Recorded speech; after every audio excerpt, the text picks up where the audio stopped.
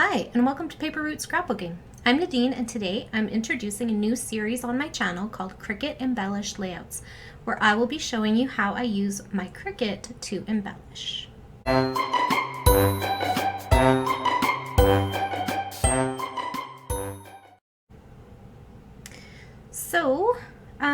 The reason that I'm starting this series is because one of my scrappy goals for this year is to complete this album. It is a travel album from a trip we took in 2001. So it is some old photos. I have them all scanned and uploaded into my computer and on my external hard drive, so I don't have to worry about the hard copies. And one of the things that I actually don't really know what's been holding me up, but one of the things that's motivating me to get this done is that I was looking at my Cricut design space and I have dozens of layouts prepped and planned in design space that really just need to be cut out and put together. And so this whole album has been planned already. I just need to do the work.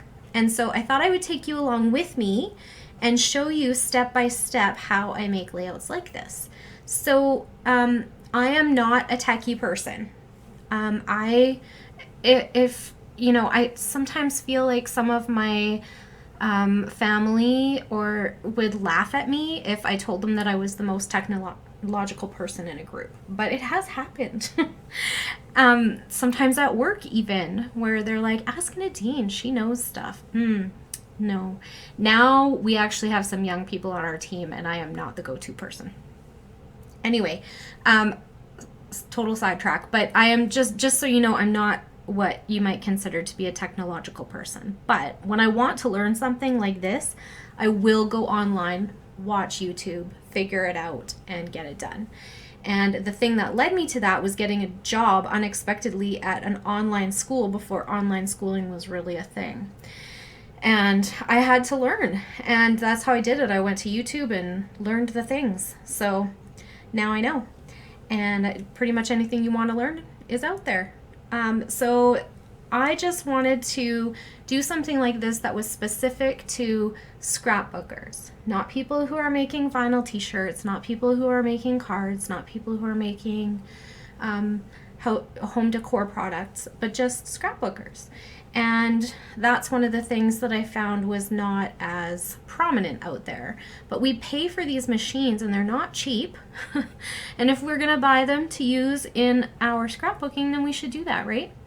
So I'm just gonna show you, today's just a little bit of an intro, and I'm gonna show you some of the things that I'm hoping to go over when we go through this series.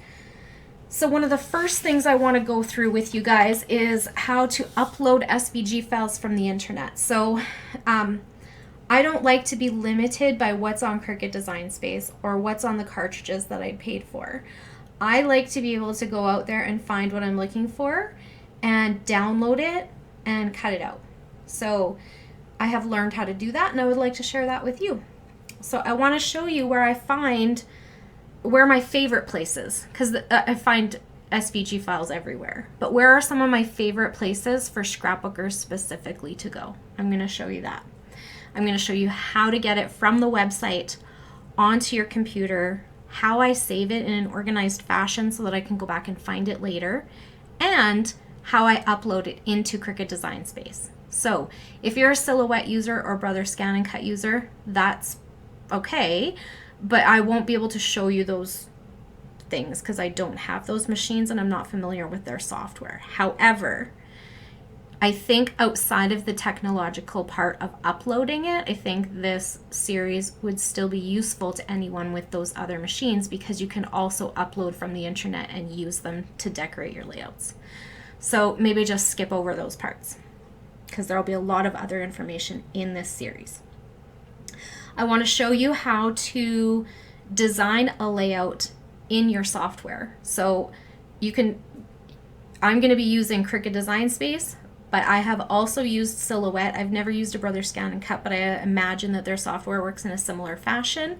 And you will be able to implement the ideas I show you in Design Space into other software programs.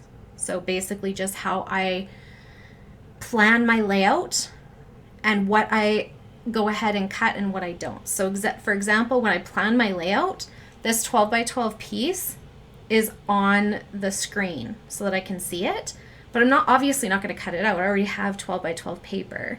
So I'm going to show you how to plan with it and then not cut it. Does that make sense? It will, if it doesn't already.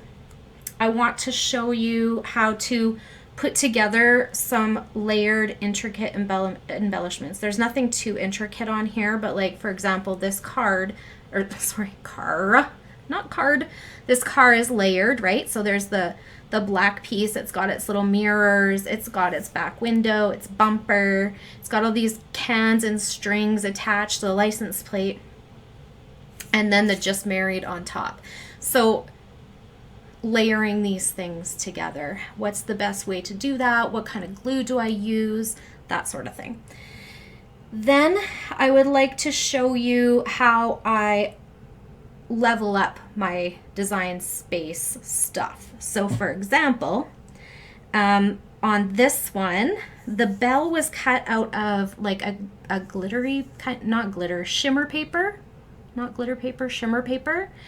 But I didn't have enough to cut all the flowers, so I used my shimmer pen on the flowers. I know that's hard to see on the camera, but there is like shimmery, yeah, it's not gonna show. But anyways, it looks cooler in real life. I also like to add doodling, and I like to add other kinds of embellishments to not just the cardstock stuff to elevate the cut files. I also do some of my journaling with my Cricut. This is not an example of that, but I do that. So I want to show you that. And I also want to talk about like how I decide what my background paper or any patterned paper that's going to go on here. How do I decide? Do I decide on the patterned paper first and choose my colors from there, or backwards? And I do both. It depends. So we'll talk about that. I want to show you how after I'm all finished, how I use what's on my computer screen from Design Space to help me put together my layout in real life. I want to show you a few other ways that I level up my cut files, from inking edges to embossing, sometimes doodling. You can see on this one the doodling, right? There's like on the flowers, there's some doodle marks on there, and on the car just adds a little bit of interest to that. Faux stitching, line around the outside. Okay, so I want to talk about all that kind of stuff. So I hope that if this interests you at all, that you will join me, and if you don't have a cutting machine and that does not interest you, please just skip over these videos. But I hope it will help somebody get the dust off of their machine and get it used. And I hope it will help me to complete this album that has been planned and sitting on my computer for much too long. So before I let you go, I'm just going to show you the few layouts that I have completed from this album, so you can get a little taste of what this is going to look like. So this is the first one. These files were from Miss K Cuttables, and I cut out the car. The license plate was not on the cut file. I made that separately on my own. And then the centers of the flowers, I just added gems to them, did some doodling, got some Wink of Stella on there, and yes, I think that's about it. The next one is this Splish Splash, and it is of a little water park we went to at Old MacDonald's Farm, which is kind of cool because Old MacDonald's Farm doesn't even exist anymore. So I love that we have our memories of that documented. And this one I used some embossing dry embossing folders for the sunshine and the clouds, and even on the water I did some doodling as well. Yeah, And this one, it's harder to see, but I didn't actually doodle on this. This is part of the cut file. That's how it was made. So there's that one. This one, I think, is also from Miss Kate, and it is this little layered sand castle, which is super cute. And for this one, I think I popped it up on some foam, but really thin foam, because these already have some dimension to them because of the layers of cardstock that are there. I don't always use just cardstock. I do use patterned paper, usually on some of the top layers. And I don't know if you can tell or not, but I think all or most, let me see. This one is a patterned paper background, but it's hard to tell. It's just kind of a distressed background. This one is like kind of a stone, I guess, textured cardstock. This one I think was like a basic gray or something. And it's just so it's got that distressing around the outside edge already. And then for this one, I didn't do anything super fancy, but I got some doodling on there. And look at this. Just because I use all of these fancy schmancy embellishment things does not mean I can't get 5 photos on a layout, right? There we go. And this is the last one I have to show you. I also like to use metal embellishments, brads and such, with these files. Now I know in some climates brads are a terrible idea because they cause rusting, but here it does not matter, and you can apply the same concept with enamel dots and such, right? So this one has a little bit of doodling, but mostly it's just the Cricut stuff and the what do you call these, brads. And then yeah, this was not all from the same file. This was from, like, I don't know, I got a whole bunch of different things put together. So we'll talk about that too. Again, with the patterned paper background, and I got some twine on there. I got a little googly eye.